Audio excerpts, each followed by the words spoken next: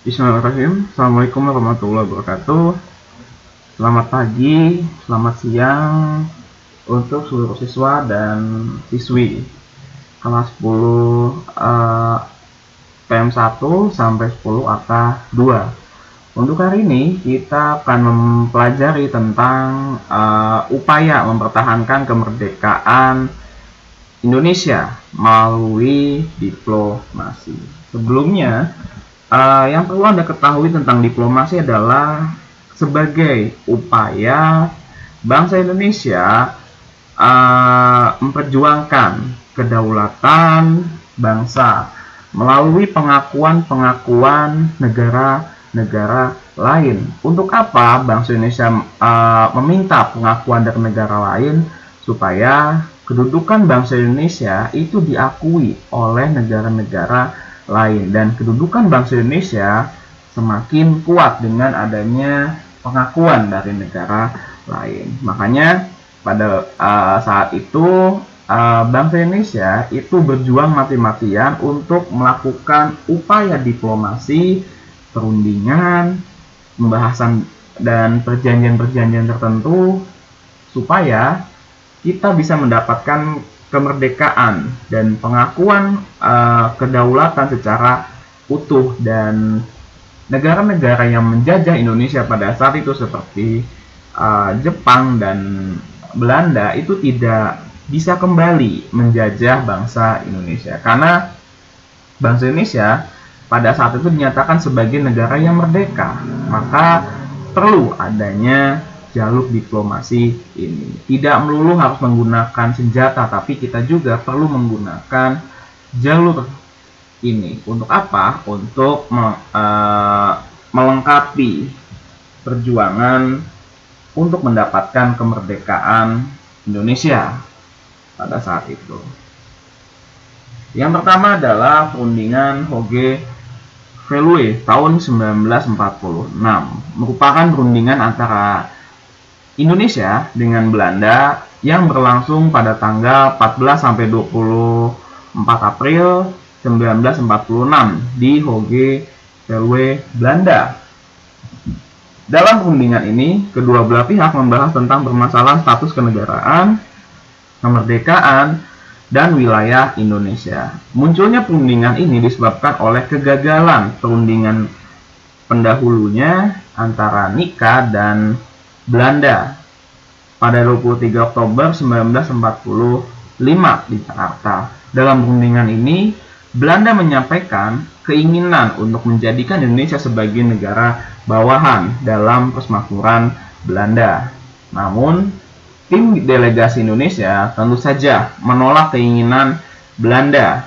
Bahkan, Indonesia menuntut pengakuan kedaulatan secara penuh dari pihak Belanda. Jalannya perundingan ini dimulai dilaksanakan pada 14 April 46. Dalam perundingan ini, Inggris menjadi penengah dengan mengirimkan perwakilannya, Indonesia pun sama mengirimkan perwakilannya, dan Belanda pun mengirimkan perwakilannya. Yang kedua adalah perundingan Linggarjati 15 November 46 sampai 25 Maret 47, merupakan langkah-langkah yang diambil oleh pemerintah Republik Indonesia untuk memperoleh pengakuan kedaulatan dari pemerintah Belanda. Perjanjian Linggarjati ini menimbulkan pro dan konflik di kalangan masyarakat Indonesia. Kenapa? Karena hasil perundingannya tidak sesuai dengan keinginan bangsa Indonesia saat itu. Adapun 4 hasil perundingan yang disepakati oleh kedua negara. Yang pertama adalah Belanda mengakui secara de facto wilayah Republik Indonesia, yaitu Jawa, Sumatera, dan Madura. Yang kedua adalah Belanda harus meninggalkan wilayah Republik Indonesia paling lambat tanggal 1 Januari 1949. Yang ketiga adalah pihak Belanda dan Indonesia sepakat membentuk negara Republik Indonesia Serikat. Yang keempat, dalam bentuk Republik Indonesia Serikat, Indonesia tergabung dalam Commonwealth atau negara persemakmuran. Negara persemakmuran adalah negara yang di bawah menjadi negara bawahan Belanda pada saat itu. Artinya Indonesia tidak berdiri secara mandiri karena semua kebijakannya itu diatur oleh Ratu Belanda pada saat itu. Kemudian perjanjian ini menuai banyak sekali pelanggaran yang dilakukan oleh Belanda, sehingga terjadilah agresi militer 1. Yang ketiga adalah Konferensi Malino. Sebuah konferensi yang berlangsung pada 15 Juli sampai 25 Juli 46 di Sulawesi Selatan. Tujuannya adalah membahas rencana pembentukan negara-negara bagian yang membentuk federasi di Indonesia, serta rencana pembentukan negara yang meliputi daerah di Indonesia bagian timur. Konferensi ini dihadiri oleh 39 orang dari 15 daerah di Kalimantan atau yang dulu namanya Borneo di Timur Besar. Dari kerangka SEAT, setelah Perang Dunia Kedua, Australia menyerahkan kembali wilayah Indonesia Timur kepada Belanda pada 15 Juli 46. Dengan demikian, pemerintah Belanda atau NICA mendapatkan kembali wilayah Indonesia Timur secara de jure dan de facto. Segera setelah penyerahan ini, pemerintah NICA dipimpin oleh Wakil Gubernur Jenderal Van Mook mengadakan Konferensi Malino pada tanggal 15 sampai 25 1946 di Sulawesi Selatan. Konferensi ini dihadiri 39 orang dari 15 daerah. Tujuannya adalah membahas pembentukan negara yang membentuk federasi di Indonesia, serta rencana pembentukan negara yang meliputi daerah-daerah di Indonesia Timur. Sebenarnya masih sama dengan di atas, artinya di bawah ini adalah latar belakang kenapa terjadinya Konferensi Malino pada saat itu. Yang keempat adalah agresi militer Belanda 1. Diawali oleh perselisihan Indonesia dan Belanda akibat perbedaan penafsiran terhadap ketentuan hasil perundingan Linggarjati. Pada tanggal 21 Juli 47, Belanda melancarkan agresi militer 1. Tujuannya adalah untuk menguasai sarana-sarana vital di Jawa dan Madura. Pasukan Belanda bergerak dari Jakarta dan Bandung untuk menduduki Jawa Barat dan dari Surabaya untuk menduduki Madura. Berbagai reaksi muncul akibat agresi militer 1. Kemudian pada tanggal 4 Agustus 47, PBB mengeluarkan perintah penghentian tembak-menembak untuk mengawasi gencatan senjata PBB, membentuk Komisi 3 Negara. Tugas utama Komisi 3 Negara adalah mengatasi secara langsung penghentian atas tembak-menembak sesuai dengan resolusi Dewan Keamanan PBB.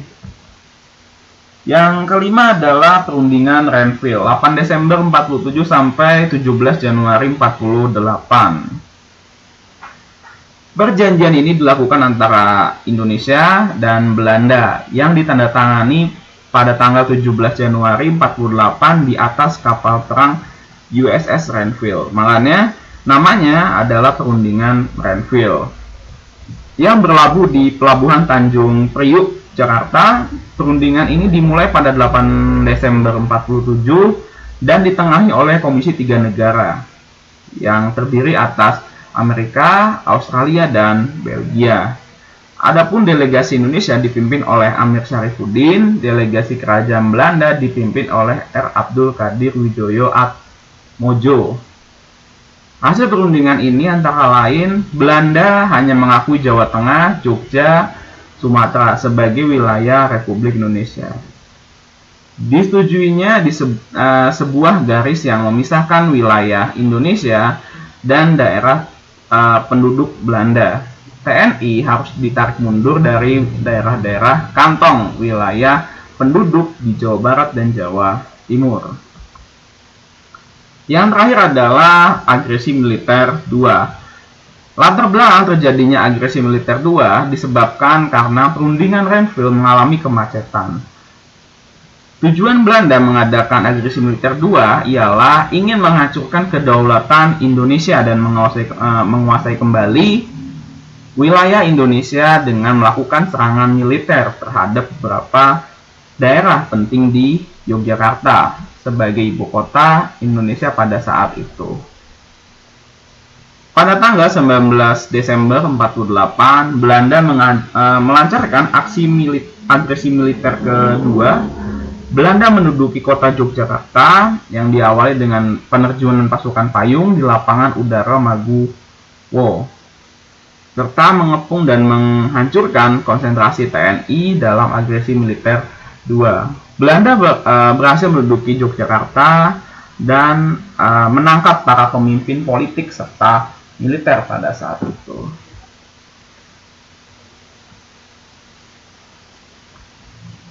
Terima kasih. Jika ada yang ingin ditanyakan, silahkan japri melalui WhatsApp-nya atau komentar melalui Google Classroom di masing-masing kelas. Sekian pertemuan kita hari ini. Jangan lupa dikerjakan tugasnya. Wassalamualaikum warahmatullahi wabarakatuh.